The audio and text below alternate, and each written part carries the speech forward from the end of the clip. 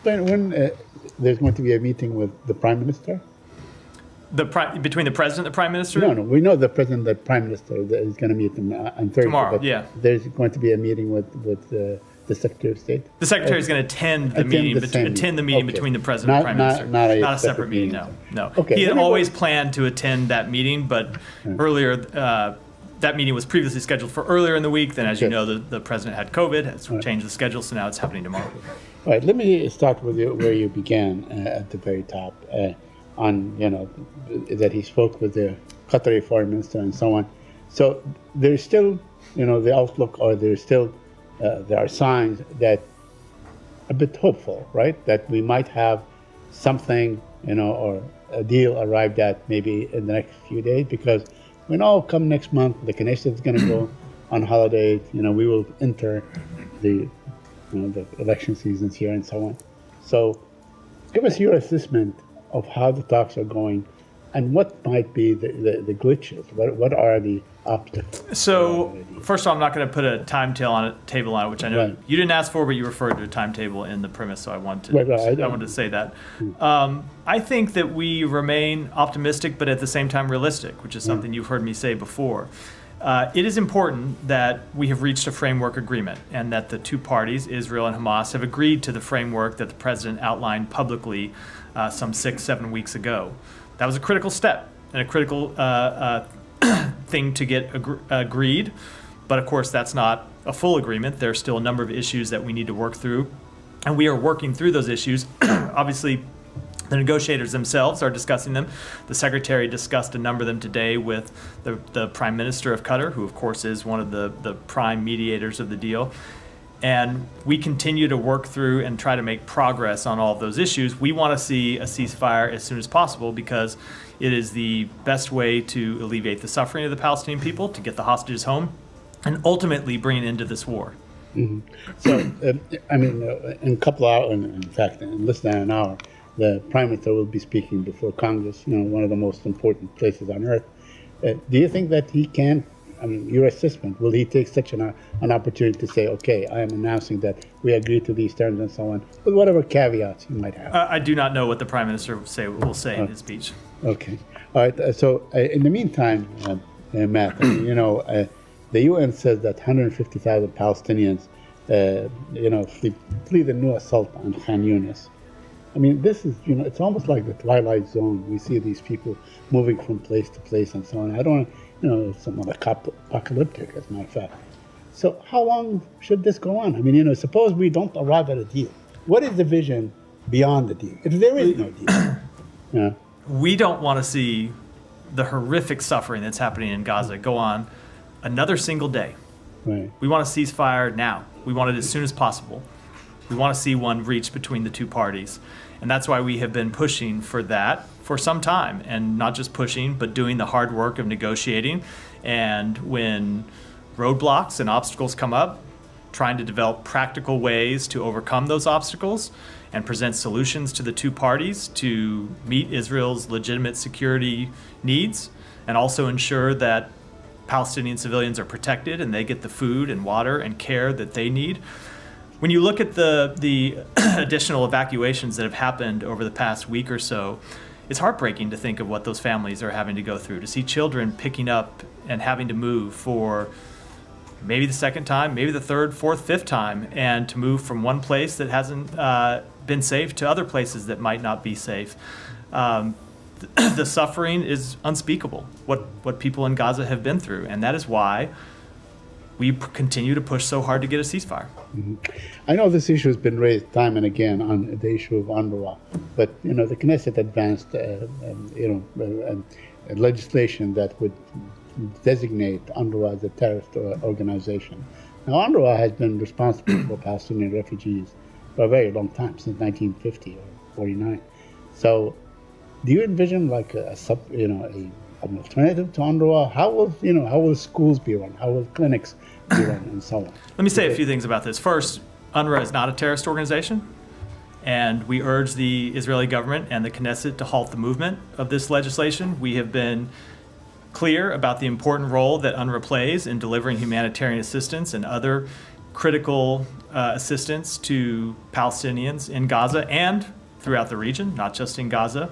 I think United States provides the majority of its funding majority of the funding for humanitarian efforts in Gaza through the UN. We expect to continue to do so. As you know, we are currently barred by statute from providing assistance through UNRWA, but that doesn't mean we don't support the work that they do, and we don't support other ways to get humanitarian assistance. So I would say, and you've heard us say this before, that the attacks that the Israeli government has leveled on UNRWA are incredibly unhelpful. They do nothing to advance the cause of getting humanitarian assistance to civilians in Gaza. So we're going to continue to support the work that UNRWA does in the region, while also recognizing the need for reform, something that you have heard UNRWA and the UN also speak to. Mm-hmm. Thank you. One last thing, if you could comment on, there's about UAE hosting a secret meeting with Israel and the US for the day after. Could you?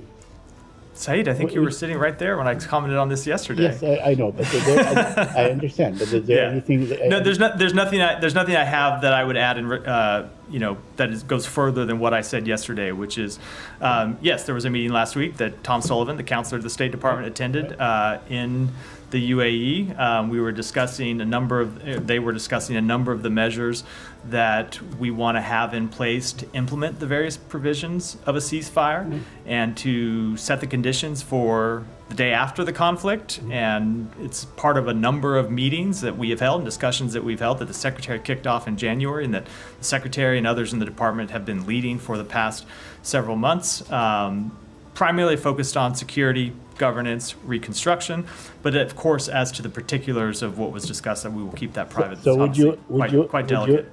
Would you encourage like a UAE or an Arab peacekeeping force?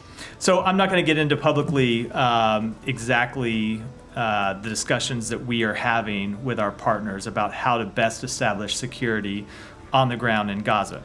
Obviously, security is critical. You've heard the Secretary speak to this a number of times. In the absence of security on the ground in Gaza, you will see the reemergence of Hamas. And so it is critical, unless you're going to have IDF occupation, which is something that we reject, something the international community rejects, and something Israel says it doesn't want to do.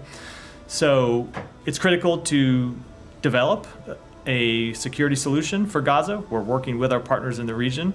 We have made progress on it, but I don't want to speak to the details of that publicly. Thank you. Yeah, just a couple of things to follow up on from Saeed's questions. On UNRWA, didn't you announce a ban of before this congressional action, you announced that the administration would no longer be funding UNRWA, and as far as I know, never lifted that. We announced a suspension of funding to UNRWA pending the investigation that UNRWA launched. Yeah. That investigation is still going. But in the interim, before the time that investigation was finished, Congress enacted a ban. So your pausing of aid basically precipitated this, it seemed to precipitate a situation where everybody pulled funding from UNRWA, and now you're sort of criticizing other people for cutting off UNRWA, or criticizing the Israelis for cutting off UNRWA. But it feels like that is not what I criticized Israel for. I criticized the verbal attacks and threatening rhetoric and advancing legislation calling them a terrorist organization, which we do not agree with. We've always made clear that other countries have to make their own decisions about funding, and we've seen other countries restore funding. We just simply don't have the flexibility to make that decision because of the action that Congress took. But the investigation and therefore the decision of this department on whether funding should go to UNRWA from the US is still up in the air. Is there any expectation of when that will be finished? No, it is because it's a UN investigation. It's not something that we are conducting, so it's not something that we can put a timetable on. They've had 2 investigations ongoing. Yeah. One of them finished, one has not. But just to go back to the decision we made a decision to suspend funding to UNRWA after there were allegations made about UNRWA employees having been involved in October 7th that UNRWA told us they found credible. And so when you had UNRWA telling us they found credible, we thought that was an appropriate step to do, to suspend funding, to fund humanitarian assistance to the Palestinian people through other mechanisms while that investigation proceeded. That investigation is still ongoing. Now, in the meantime, as I said, Congress came in and enacted this statutory restriction that bars us from funding UNRWA. But all the humanitarian assistance money that we would have provided to Palestinians through UNRWA, we are providing through other mechanisms, chiefly at the UN and then through other non-governmental organizations. Right. We've been talking about UNRWA, and America it doesn't have anybody on the ground in Gaza. I just wondered if you had any comment about the rising cases of polio, a disease that's virtually almost eradicated from the rest of the world, rising in Gaza, and also hepatitis A. Is there any? We've seen American doctors have gone in there to volunteer. We've obviously got lots of aid organizations. Is there anything else that the United States can do to assist with reducing the risk of disease rising over the next months? It's like it's hanging a lot on waiting for the ceasefire deal, but so obviously a ceasefire deal would go a long way towards alleviating suffering, because it would make it much easier to get humanitarian assistance and get it moving around Gaza, make it much easier for people to move around Gaza free from the threat of harm. But we have not been waiting for a ceasefire deal to try to address the spread of infectious disease and to address the potential spread of infectious disease before we even saw these reports. Our coordinator for Middle East humanitarian issues, Lise Grand, has been incredibly focused on this. She has worked to try and get disinfectant products and cleaning products and vaccination supplies into Gaza. There has been, as you might imagine, right, a decrease in vaccination since October 7th. You imagine how hard it is when people are not in their homes and are not going to school, how hard it is to continue with a vaccination program. So we have been working to try to get more vaccines for polio and other diseases into Gaza, as well as working on just basic sanitary supplies to try to deal with the very unsafe conditions that people are living in. So there's a lot of work that we have been doing with the UN, something that the Secretary discussed with Sigrid Kaag when they spoke 2 days ago.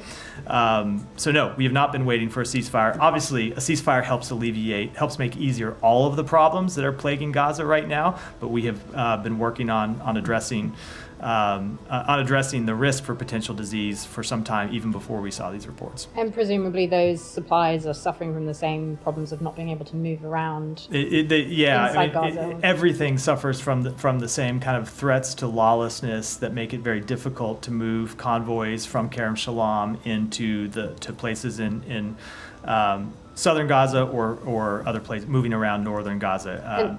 And now with the pier being out of operation, are airdrops continuing at all with the U.S. or is that? I'm not aware of any, but I would defer to the Pentagon to speak to that. Yeah, Danny. Thank you, Matt. 2 questions.